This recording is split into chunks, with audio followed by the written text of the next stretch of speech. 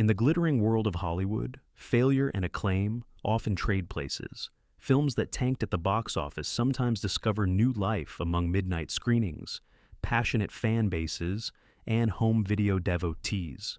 Today we'll journey through 13 movies that flopped spectacularly on release, crack open the mainstream, and prove that true legend is born long after opening night. The Rocky Horror Picture Show. From its very first midnight showing, the Rocky Horror Picture Show refused to die. Directed by Jim Sharman and based on Richard O'Brien's musical stage production, it arrived in theaters to bewildered critics and dismal ticket sales. Just under $112,000 domestically, a rounding error even in 1975. Studios dropped it within weeks, yet this unholy mashup of Frankenstein homage, glam rock, and transgressive humor found oxygen in packed after-hours screenings in New York and Los Angeles.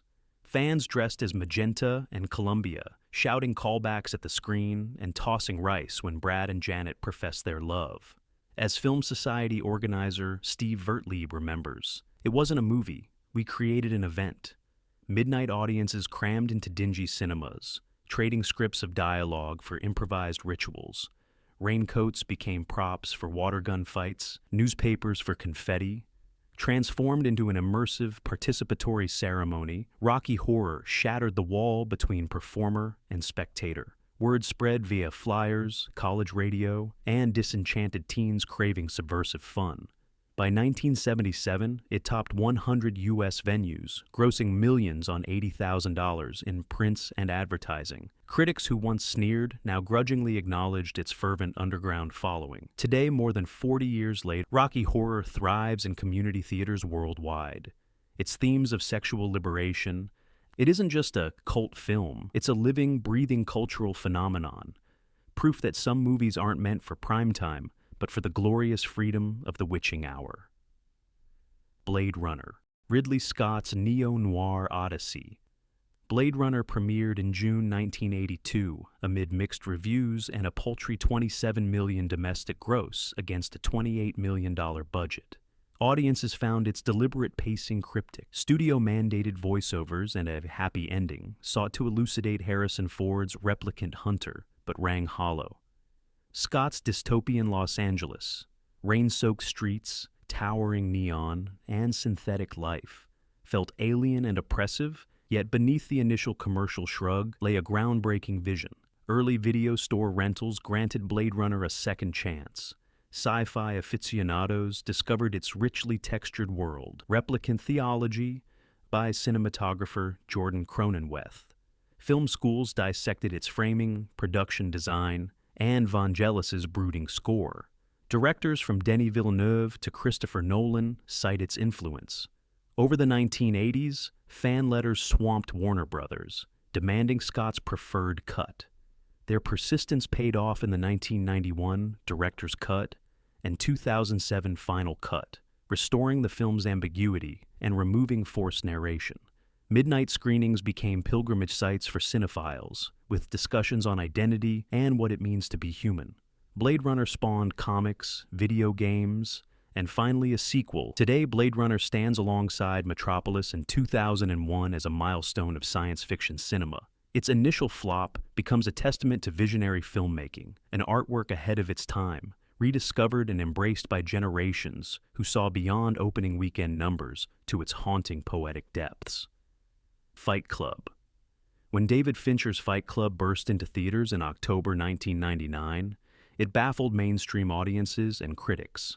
Adapted from Chuck Palahniuk's novel, its dark satire of consumer culture and male angst grossed just $37 million domestically, far below its reported $63 million budget. Cinemas emptied. Reviews derided it as nihilistic and incoherent. But beneath the woeful box office lay a subversive critique that would ignite in the homes of bored corporate drones.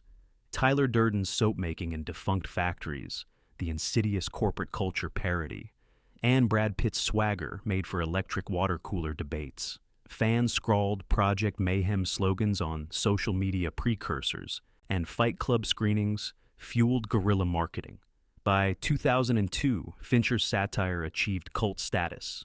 Both midnight shows, Cosplay Tyler and Marla Singer pairings, and fan-made I Am Jack's bold memes.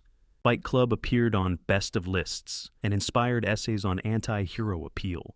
In 2014, the Criterion Collection's remastered edition cemented its legacy, complete with behind-the-scenes documentaries exploring its impact on modern cinema. Fight Club's journey from flop to fervor illustrates how bold, unsettling storytelling can transcend initial rejection. Its cynical mirror of society still cracks with uncomfortable truths, proving that some films must find their moment in the quiet rebellion of home viewing rather than the showroom spotlight. Office Space Mike. Judge's Office Space debuted in February 1999 to a lukewarm $12 million domestic take on a $10 million budget and middling reviews. This satire of cubicle monotony, crafted from Judge's own experiences at software companies, critics appreciated its humor, but it lacked the box office oomph of Jim Carrey's blockbusters. Universal Studios quietly pulled prints from major markets. Then came the DVD era. Office Space found refuge in video rental shelves, where white-collar workers recognized themselves in Peter Gibbons's existential malaise. "I'm gonna need you to go ahead and come in on Saturday," became office party mantras. T-shirts emblazoned with red swingline staplers circulated on campus. By 2001, Office Space cultivated a grassroots following. College film societies organized after-hours viewings. Tech startups drew inspiration from its demolition scene fantasy. Analysts note that its DVD sales far exceeded theatrical returns, making it one of the most profitable home video comedies of its era. Film scholars laud Judge's keen eye for soul-crushing bureaucracy and his underdog heroes. Office Space is shorthand for cubicle revolt. Its influence permeates pop culture, from animated parodies to Fortune 500 swag. What began as a modest satire has become a rallying cry, proving that the truest career advice sometimes comes from the world's most deadpan office comedy. Donnie Darko. Donnie Darko arrived in October 2001 amid tragedy and confusion. Released just weeks after September 11th, theaters brimmed with patriotic anthems, not mind-bending teen phantoms. Its $517,000 opening weekend in America couldn't be saved. Distributors cut screens within days. Donnie Darko, a surreal sci-fi thriller starring Jake Gyllenhaal as a troubled teen guided by a giant rabbit named Frank, yet underground word spread through film forum evangelists and the nascent torrent networks. Viewers dissected its time travel paradoxes, teenage angst, and World War II jet engine plummeting into suburbia. Released on DVD in 2004 with 20 minutes of new footage and an explanatory voiceover, illuminated Kelly's metaphysical blueprint. Science fiction devotees and philosophy majors flocked to recreate its diagrams of tangent universes. Fans tattooed Donnie's rejoinder, "Why are you wearing that stupid man suit?" And rabbit mask replicas circulated among cosplayers. Critics who once dismissed it began applauding its ambition.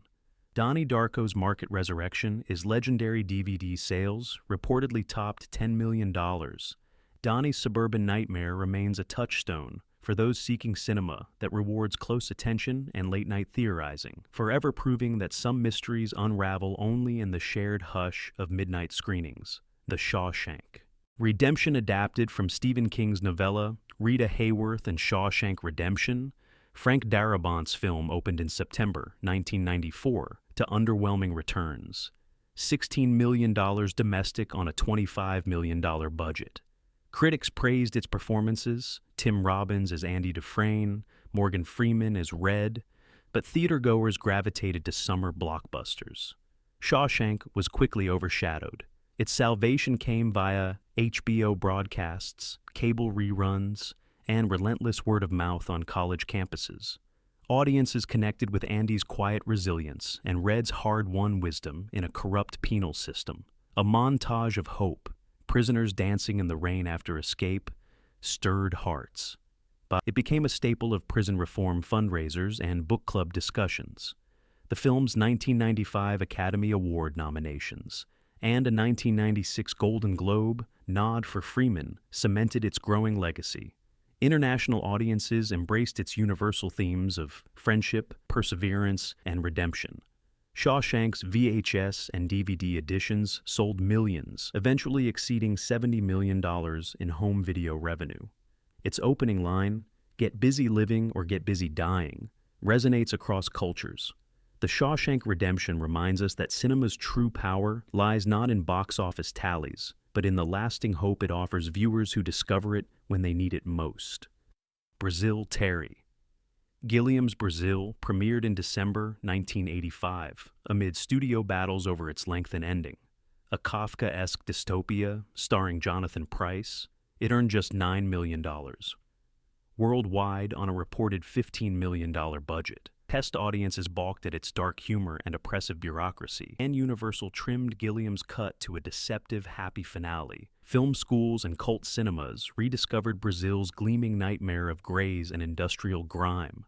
Gilliam's surreal visuals, flying, a samurai, grotesque hallways lined with paperwork, entranced art house crowds, screenings paired with subversive lectures on government overreach. Fans brought briefcases and staplers to showings, reenacting scenes in costume.